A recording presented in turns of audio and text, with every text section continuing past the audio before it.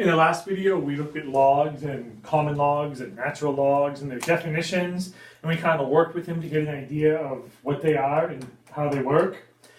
In this video, we're going to look at the different properties of logs, because we said in the last video, the ultimate goal is to be able to solve something like log base 5 of 30, where that's not a round number, it's some bizarre decimal. I can get it out of my calculator, but our calculators can't actually calculate things in logs with any other base than the common log or natural log. So we need to come up with some tricks to actually solve that. And in this video, we're going to run through 4 or 5 different properties of logs. And I would stress logarithmic problems, logarithmic equations that we're going to solve. We do them at the end of the semester, but to a certain extent, they're the most tricky looking problems, but they're actually some of the easiest ones to solve because they're entirely based off of the properties. If you know these properties and write them down and understand them, then on every single problem, you can just run down the list of properties and say, oh, what property applies? Property 1, property 2, property 3. And you can solve every problem, but you need to know the properties. So make sure to jot these down. If this was a seated class, and I was lecturing in class, every single class I would write these out and tell my students, make sure you know these, make sure you know these, make sure you know these. So I'll probably say it multiple times throughout this and any other videos I make for the rest of this chapter. They're important. So, the first property, log base A of mn is equal to log base A of m plus log base A of n. We use a lot of shorthand when talking in math. Here, the log of a product, m times n, is equal to the sum of the logs, log m plus log n. So, if we have log base 3 of x times y, we'll write it this way, of 9 times 7, the log of a product is equal to log base 3 of 9 plus log base 3 of 7. The log of the product is the sum of the logs. I'm aware that may not seem very useful right now, but ultimately when we start solving more and more complex equations, we're going to use that a lot.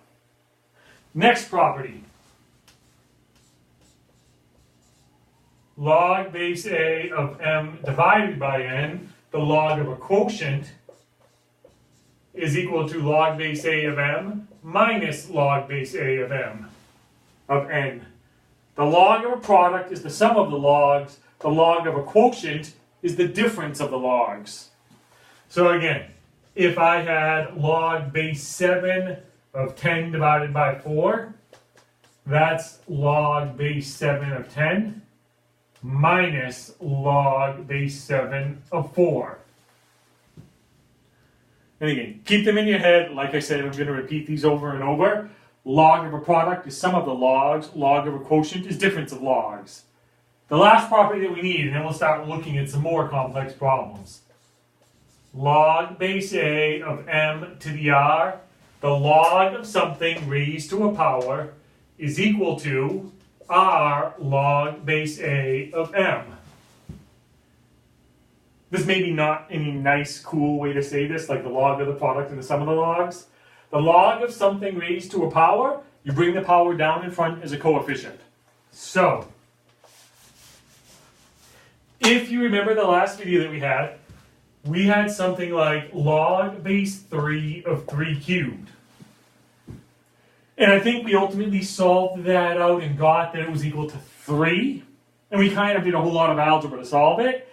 Now, using that property, the log of something raised to a power, you can bring the power down in front. So log base 3 of 3 cubed is 3 log base 3 of 3. Now, log base 3 of 3, again, we did this last time. What power do you raise 3 to get 3? 1. So this is 3 times 1, which is 3. So using this property, bringing the power down as a coefficient, actually makes the problem solving easier. And these tricks right here, pulling powers in front and then solving the inside log, are actually how we're going to use that property. So, Ultimately, the goal here is problem solving, and we will use these properties to solve a lot of problems. But much like when you learn the distributive property and you essentially get a worksheet that says, here's 400 problems with parentheses, 2 times x plus y, 4 times x plus y, etc. And you just sit there and practice the distributive property over and over and over. A lot of times we do simple little things to the repetitive things to help us learn these properties and apply them. And that's what we're going to do right now. I just warn you, I'm aware this is not the most fun in the world, but it's how we're going to make sure we understand these properties so that we can then solve more complex problems. So, suppose I have log, we'll just use common log here, so log base 10 of x squared y cubed. Rewrite that as a sum or difference of logs with no powers in it. And again, that's a bizarre thing to do, but it's more of a, much like the distributive property, a practice exercise to make sure we understand the properties. So, let's see. Log of x squared y cubed, by definition, log of product is sum of logs. So that's log of x squared plus log of y cubed. Now I have the log of something raised to a power, actually 2 somethings. So log of something raised to a power, bring the power down in front. So that becomes 2 log x plus 3 log y. Now I've taken one log and I've written it as a sum or difference of logs with no powers. This is what we're going for here. You'll see problems on ALEKS and in your textbook and on your exam. So just be aware, this is not problem solving, it's kind of skill testing. But then a lot of times, once we do things in one direction, we've done it throughout this class, we try to go backwards. So, go backwards to make sure you did it right. We'll switch colors so we can see I'm going backwards. So if I go backwards, I have a coefficient. Going backwards, coefficients can be brought in as powers. So this becomes log of x squared plus, that's a coefficient, it comes in as a power. Log of y cubed. Now I have the sum of 2 logs. I can rewrite that as 1 log. The log of x squared y cubed. Sum of logs is log of product. Which is, again, right where I started. So I'm just essentially going back to something we did earlier in the semester. Distributive property, foiling, and then factoring. And then you go back and forth to make sure you know what you're doing. But ultimately, we're going to take 1 log and write it as a sum or difference of logs with all the powers removed. Or we're going to take a sum or difference of logs and use the properties to rewrite it as 1 log. So, suppose I have log, we'll keep with the common log now just so I don't have to keep rewriting the bases. Log of x plus 4 log of y minus 3 log of w. That's a sum or difference of logs. Rewrite it as 1 log. So let's see. First off, I can only combine logs. These are not logs, they're logs times coefficients. So I have to get rid of the coefficients. How do I get rid of coefficients? I bring them in as powers. So this is log x plus log y to the 4th minus log w cubed. Now I have a sum or difference of logs. Now I can rewrite it as 1 log.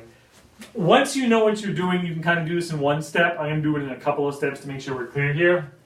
First off, that's a sum of logs right there. By definition, sum of logs is log of product. So that'll be log of xy to the 4th minus log omega cubed, w cubed.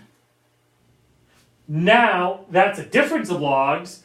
Difference of logs becomes log of quotient.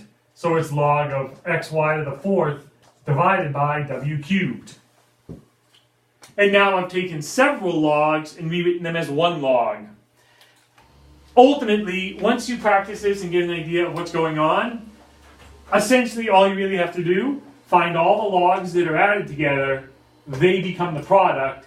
Any log that is subtracted becomes a quotient. So any of the subtracted ones become the denominator, any of the added ones become the numerator multiplied together. And you can shortcut it that way. That takes a little bit of practice, which you'll get plenty of with Alex and with the problems I'll give you from the book and with the labs in class. But again, I stress, those are 3 properties right there. You need to make sure you know those properties because we're going to use them a lot. In the next video, we're actually going to start solving equations. But first off, there is one more property I can use for right now. And it's called the change of base formula.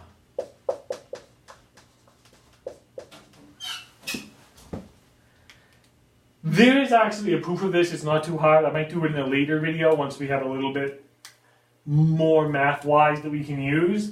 But for right now, the change of base formula, all it says is log base A of m equals log of m over log of A.